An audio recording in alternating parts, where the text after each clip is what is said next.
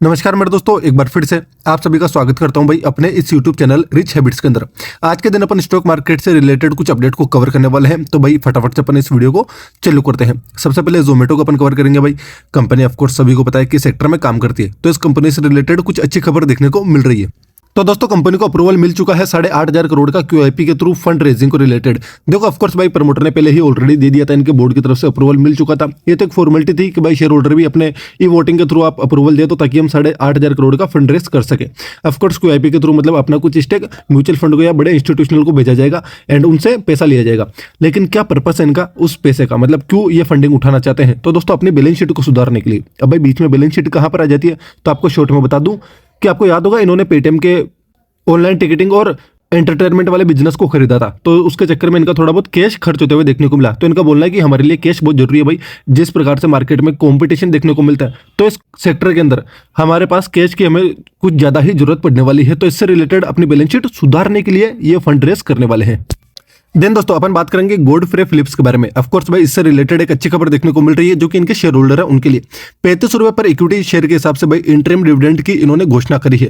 इसकी घोषणा भाई पहले ही हो चुकी थी, लेकिन इससे रिलेटेड मैंने आपको पहले भी बताया है, जिनके पास शेयर नहीं है कभी भी अपन को डिविडेंड मतलब जो भी कॉर्पोरेट एक्शन होते हैं उनके पीछे भगने की कोई जरूरत नहीं होती। लेकिन भाई मेरे को उम्मीद है बहुत कम रिटेलर होंगे जो इस डिविडेंड के पीछे भगेंगे, क्योंकि भाई कंपनी की शेयर प्राइस ही आपको 5600 रुपए के आसपास देखने को मिलती है। तो भाई ये तो एक अच्छी खबर देखने को मिली कि चलो भाई इस बार तो कोई रिटेलर ट्रैप नहीं होने वाला। वैसे भाई कंपनी कोई छोटी मोटी कंपनी नहीं है, ठीक है। अगर मैं बात करूंगा मोदी इंटरनेशनल के बारे में, ऑफकोर्स के मोदी ग्रुप की फ्लैगशिप कंपनी आपको देखने को मिलती है। तंबाकू सेक्टर से कंपनी बिलोंग करती है, सिगरेट सेक्टर से कंपनी के सबसे ज्यादा रेवेन्यू जनरेट होता है।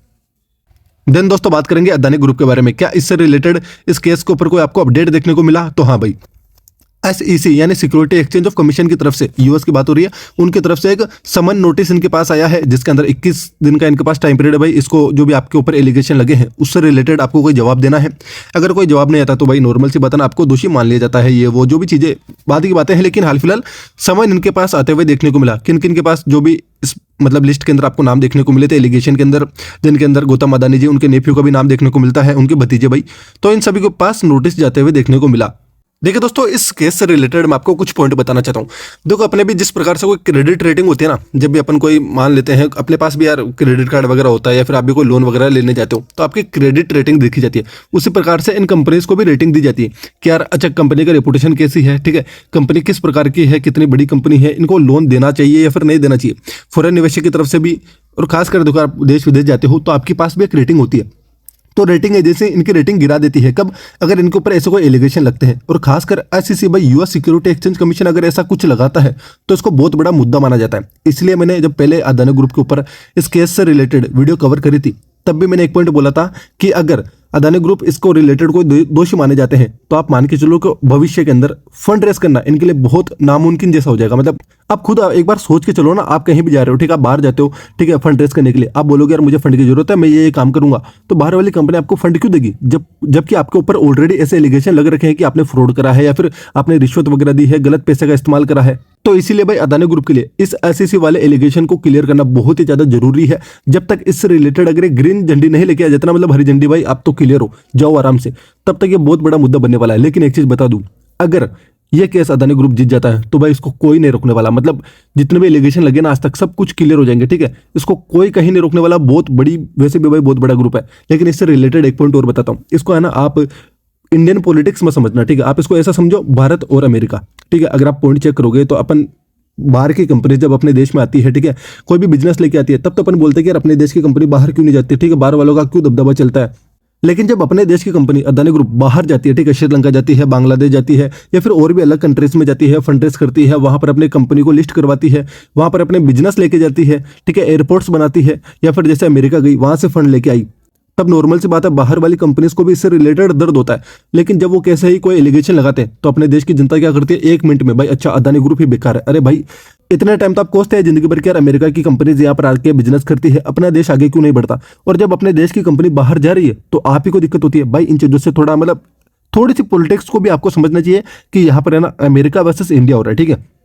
क्योंकि आपको पता होगा ट्रंप जीते थे, इन्होंने किस प्रकार के ट्वीट करे थे, भाई मतलब किसी से छुपी नहीं है। अगर आप जानना चाहते हो कि इन्होंने क्या क्या ट्वीट करे, क्या क्या चीजें पॉइंट बोले थे, मतलब क्या क्या इनकी गलती थी जिस कारण अमेरिका इनको पॉइंट कर रहा है, तो भाई मैं उसके ऊपर भी वीडियो बना दूंगा अगर आपकी डिमांड होगी तो। लेकिन इन थोड़ी बहुत पॉलिटिक्स को भी आपको समझना चाहिए। लेकिन ठीक है, अपन पॉलिटिक्स के मुद्दे में नहीं घुसेंगे, हाल फिलहाल मार्केट से रिलेटेड अपन बात करते हैं। तो अभी के लिए तो अपन केवल इंतजार करेंगे कि इसको ग्रीन चिट अगर मिल जाती है एसईसी की तरफ से, तो मान के चलो इस कंपनी को कोई नहीं रोकने वाला। देन इस कंपनी के लिए एक अच्छी खबर ये भी है, महाराष्ट्र इलेक्शन, इससे रिलेटेड क्या पॉइंट देखने को मिलते हैं। तो दोस्तों आप सभी को याद दिला दूं, महाराष्ट्र के इलेक्शन से सबसे ज्यादा अगर किसी को प्रॉफिट होगा वो है अदानी ग्रुप। मतलब प्रॉफिट भाई इसको आप फोकस में बना के चल सकते हो कि इसको सबसे बड़ी राहत मिलेगी, क्योंकि धारावी प्रोजेक्ट आप सभी को याद होगा, उसका वापस रीडेवलपमेंट को लेकर इनको बहुत बड़ा प्रोजेक्ट मिला था। लेकिन इससे रिलेटेड इलेक्शन से पहले ही अपोजिशन पार्टीज ने क्या बोला था कि हम अदानी ग्रुप से ये प्रोजेक्ट वापस ले लेंगे। ऑफकोर्स भाई यार ये बहुत बड़ा घाटे का सौदा हो जाता है। तो कंपनीज को हाल फिलहाल राहत की चीजें देखने को मिली है कि अपोजिशन पार्टी नहीं आई है, ठीक है, बीजेपी गवर्नमेंट ऑफकोर्स अपने अलायंस के साथ देखने को मिली। तो शायद से ऑफकोर्स भाई यहाँ पर पॉलिटिक्स है, तो मैं यही बोलूंगा शायद से धारावी प्रोजेक्ट से रिलेटेड इनको राहत मिल सकती है। इसी के कारण आप कौन से शेयर को फोकस में करोगे? अदानी ग्रुप की फ्लैगशिप कंपनी अदानी एंटरप्राइजेस, आप इसके ऊपर फोकस बना के रखना। और कल के दिन भाई मार्केट ओपन होगा तो खासकर अदानी ग्रुप की सभी कंपनीज पर अपना फोकस होना ही चाहिए। तो बस दोस्तों हाल फिलहाल इतना ही, मिलते हैं नेक्स्ट वीडियो के अंदर। जय हिंद गाइस।